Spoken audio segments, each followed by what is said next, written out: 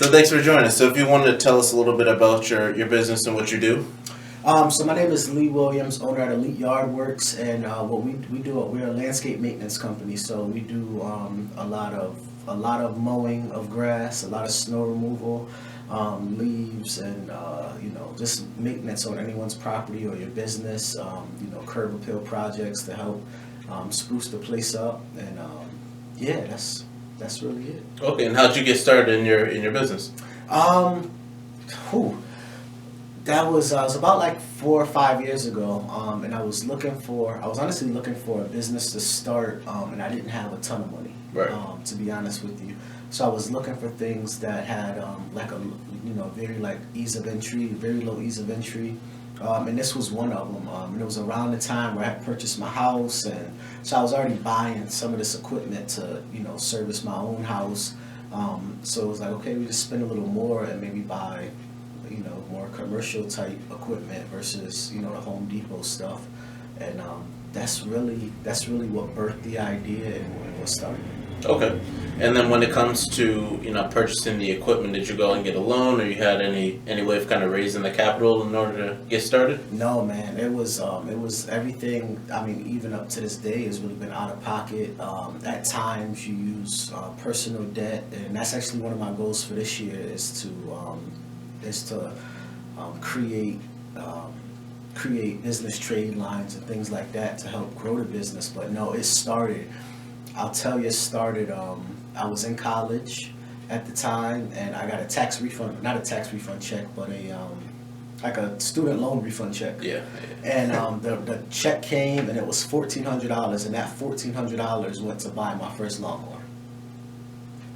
So I like what you did with that. A lot of people go out, blow it, buy sneakers, buy cars. You took yours and invested in yourself. I think that's important. The guy, I remember he wanted $2,000 for the mower, and I went to him. I said, "Listen, man, this is what I have. I have $1,400. What can we do?" And that's how I actually bought my first lawnmower. So That's a great tale. Kind of investing in yourself, creating your own business out of a means. So when it comes to operating now, do you have any employees that work under you, or is it mainly you just go in all hands on? So at times, I have one full-time employee, and then what I do is just based on fluctuations. Like I know in a few weeks it'll be springtime. God willing, the phone will be ringing off the hook. So we typically hire another person at that time. Once things start to slow down, we may let that person go. If it stays hot, we keep them on. But yeah, right now it's one full-time person plus myself, and and then we just sort of look at the fluctuations in business and what we have going on, and certain times special projects. We call in some reinforcements. Okay. For let's say when it comes to you going and doing your business, do you plan out months in advance, or is it kind of you operate based on how the weather's changing? Like we live in New England, we get crazy weather. Sometimes it's gonna snow, it might rain one day, we might get a windstorm. We never know some days.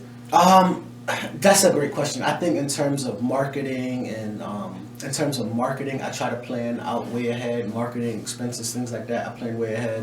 But the actual day to day, I try to take it like week by week because it is unpredictable at times. Right. Where, I've had in the last 3 years, in July, I've had droughts where it didn't rain and everything dried up. I've had times where it rained for 4 out of the 7 days in a week, and you can't do anything. So you just have to be adaptable. You have to stay on your toes. But certain things I definitely try to look at 6 to 12 months ahead. Some things you just have to take it day by day. So when it comes to you as a kind of like a next step for your business, are you seeing it as you're gonna expand and then come and take other employees on, or are you kind of efficiently operating now and everything seems to be working based on how you're operating currently? I do want to take on more employees, but one of the things I will say is I know I don't want to have like 10 plus employees. Okay. I do want to have a nice maybe 5 to 6 that allows me to step away from the day to day, like in the weeds of everything. But I do know I don't want to get so large that maybe I become disconnected from it. And there's like a fine line, I think, where at some point and this is just based on a lot of the people that I know in the industry, that I've talked to, at some point you're giving yourself a lot of headache, and it's not worth the return on the end of it. And the reason that I'm an entrepreneur is really for the freedom of it all. It's not necessarily for the money per se. So I'm not chasing revenue, so it's not a move that I'll make. Okay. To go that way, but you never know. So that's what I'm saying right now, in February of 2020, but who knows? That being said, do you have any counsel that you kind of lean on in business operations? Anybody that you kind of defer to or you take in their counsel? Absolutely. I would be a fool to tell you that I've like done this and got to where I am all on my own. At every step of the way, I think there's different people. Whether you're marketing, I'm not a marketing guy, so I'm gonna reach out to the people in my network that are excellent at it and get their input on certain things. In the green industry itself, there are people that I know that own they're doing hundreds of thousands of dollars every year, millions of dollars every year. I'd be a fool not to call them and say, hey man, what do you think about this? Hey, this is what I'm thinking, have you ever been here before? And ultimately, the decision comes down to you, but it's never bad to have more input, I think I've met people, and it's been extremely fortunate for me, I've met people that they don't want me to make mistakes that they made early on. So they'll always like, spend a couple minutes on the phone with me and say, hey man, check this out or try this. So I can help further my business. I think that's important. Yeah, definitely those who have kind of come before us, they had their pitfalls, we can learn from it, kind of utilize that same either skill set or kind of that lesson that they learned from either, whether it was a failure or a success. Either way, I think could be a teachable moment. Yeah. Napoleon Hill talks about mastermind groups, and understanding that if you want to go somewhere, if you want to go quickly, go by yourself. If you want to go far, you need people behind you. You need people with you. So, you may not employ those people, but it's always great to network and have people that you can call on or send a text message to or meet for coffee and say, hey man, this is what I'm thinking about. What do you think? So I think that connection piece is going to be big in any sort of growth. There's those, some people had that misconception of the whole control and ownership. Everything relies on them, so they don't want to hear anything from anybody else. But at the same time, they're kind of stunting their growth. They're not able to learn from others and actually, heed counsel or kind of make those mistakes. And then you could have kind of avoided it if you would have checked in with somebody first. They would have told you, don't go that route. I did that already. Yeah. Don't do that. I did it. So you have to be open to listen to people. I always tell people, I'm not the smartest person. I'm not the best at anything. Somebody else is. So my job sometimes is just to find who's better. Who do I look up to? Who do I think is better in that area? So yeah, they do have that quote, the wisest man knew nothing at all. Yes. And it is the truth. So you did bring up Napoleon Hill. You did write one of my favorite books. Is there any sort of literature that you kind of lean on, books you read pretty often, just to kind of... You know what? So it's funny. I've never reread a book. Okay. But there are a ton of books that I've read, and I'll say, like, this was a game changer for me. I think Napoleon Hill, I didn't actually read Think and Grow Rich. I listened to it. Okay. So I was in this thing where I would go hiking. So like every Saturday I would wake up and go hiking, and I would just put Napoleon Hill on, and I would listen to the reading of the book. That was a big one for me. I think in terms of business, it's a book called Hustle, and I don't know the author off the top of my head, but that one was a big one for me. The Alchemist was a great read for me. There's a couple others that were like, I can take something from this and like immediately apply it to what I'm doing. So a big like out of the box book that really helped me and kind of see the world for what it is Original Gangster. Get out. That book is my favorite book. Wow. So I mean, the contraband side aside, the whole point of it was finding that distribution network. When I figure out that you got a source, you got to find a source. You figure out how to distribute, and then from there, that's when the power comes. It doesn't always necessarily come to the people that are on the ground, which is kind of how I think about, any business where you're clocking in and out. The ground level soldiers, they're making their way, they're helping you sell, but it's always going to the top boss. Whoever's controlling the source is kind of control it. So I want to create a platform where I either I become the source or I help people become the source, and that's probably where the power is. So that was one of the big, the big books that definitely helped me out in my journey, just trying to learn it. But I definitely love to read too. Rework was a great book that I read last year. Man, I can't think of the authors right now, but I'll send them to you after this. Definitely do. I'll send you copies of them. But Rework was a great book, and that's really all I read. Yeah. I don't particularly I don't want to read about, I don't really read books about the moon and the stars and, people, in the woods or whatever. Yeah. Like, I want to read something that I can take and immediately apply it to my life. So. Yeah, because another book you did mention was The Alchemist. That hero's journey is also another book I kind of use in my everyday life. Everybody has that internal sense that there's something bigger that they should be chasing. So I kind of took it as take a step back, because what you think might be your journey might just be a step, and you actually get into your real destination. So that's kind of how I treated it. Absolutely. I actually have this maktub. Okay. So remember when the guy in the crystal shop, he was talking to the boy. Yeah. He said that to him. It meant that. That's how much I enjoyed this book. I tattooed it on my hand. So you never forget it. Man, that was a phenomenal book. So what's next? You got anything big coming with your company? Anything coming down the line? So nothing big for me right now. Just really evaluating, are there services that I can add? Because I realized about a year or two ago that it wasn't about going out and getting the most customers, right? For me, I think it's about having the right customers. And when I say the right customers, are there people that I can give multiple services to? And maybe I'm servicing them year round versus the person that maybe I'm just mowing the lawn or I'm just doing the snow.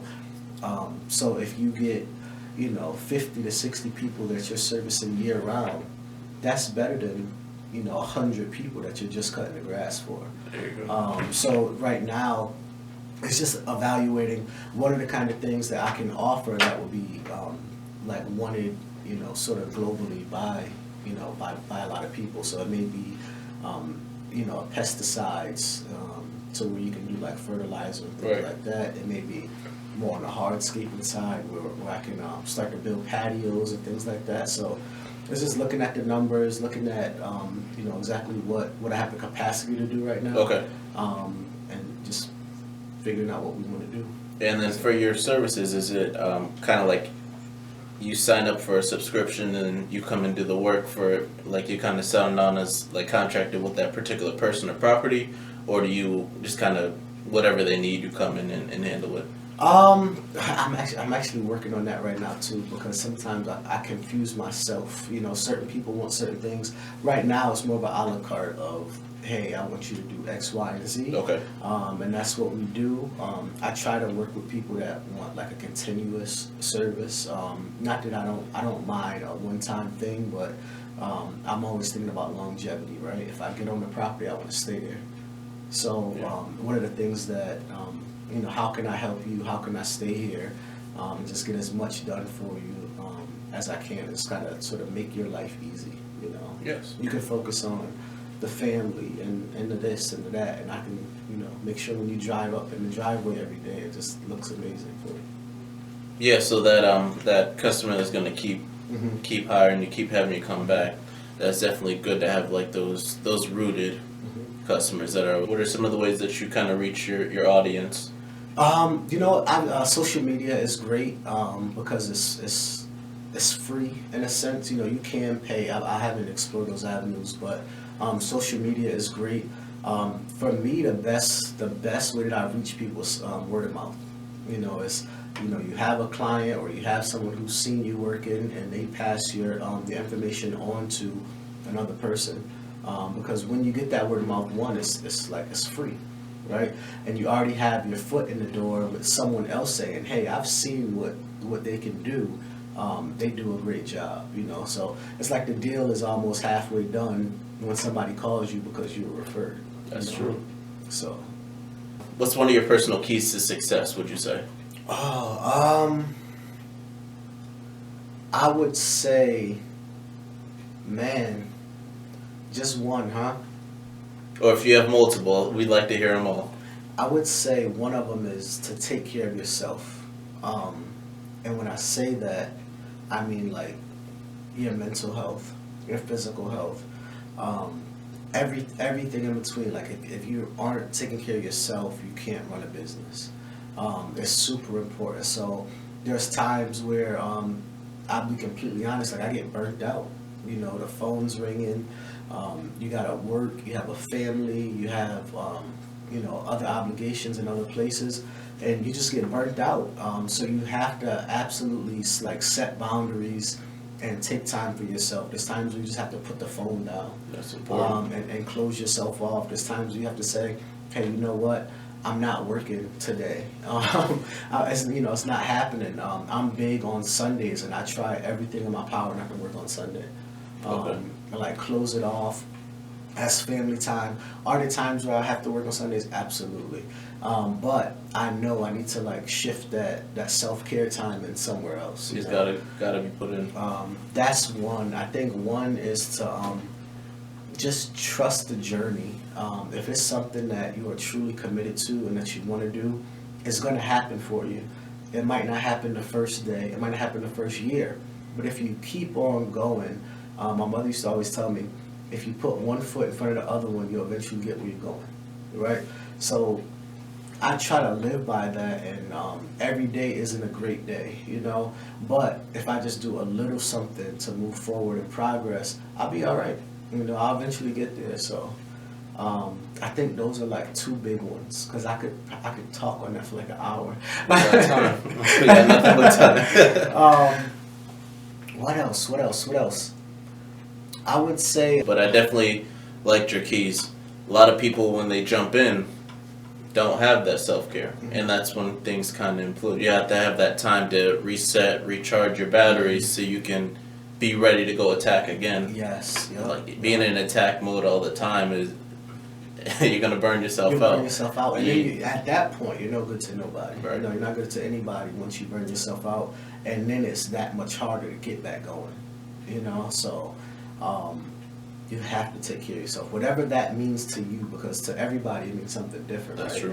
true. To me, it might just mean like sitting down and watching TV, right? It might mean going and sitting on my mom's couch for an hour and just talking to her. Right. Whatever it means for you. Some people it's spa days and and pedicures. Whatever it is for you, you have to take that time and sort of set those boundaries on your life, because entrepreneurship, if you want to be like stressed out and frustrated and feeling like just overworked and underpaid and all those sort of negative things, just go work for somebody. Just go punch in somewhere, work for somebody, and you can get all those things in that environment, and there's nothing wrong with that, but you can get all those things in that environment, but that's not what this is for. Right. It's not what entrepreneurship is for. You have the control to say like, we're gonna hit the pause button today, or we're gonna plan a pause for Friday, for Saturday, and I'm gonna close myself off and take care of me. Yeah, that's the great part about it, being able to have that control to say, okay, I need a day, and I can take a day, because my day is in my control. Yes. I feel like organization also kind of would be a key piece in there to me, because I have to, like, at the beginning of the week, I sit down, like, I plan my week out. All right, I got to get this video done. I gotta set up this interview. So I also want to make sure that each day I put in either like a meditation segment, Oh, yes. or some way just to like come back to myself, because the world is crazy outside. Yeah. So I try to create that calm for even a part of the day, just to kind of reset myself. And I think you kind of mentioned something without even saying it, discipline. There you go. Right? You said I start each week I start by planning out my week. You have to have the discipline every single week to do that same thing. And I think that's huge with success is you have to have the discipline to say, this is where I'm going. This is what I'm doing. I need to, I made $100. I'm not going to go buy a pair of sneakers. We're going to put it back into the business and do X, Y, Z.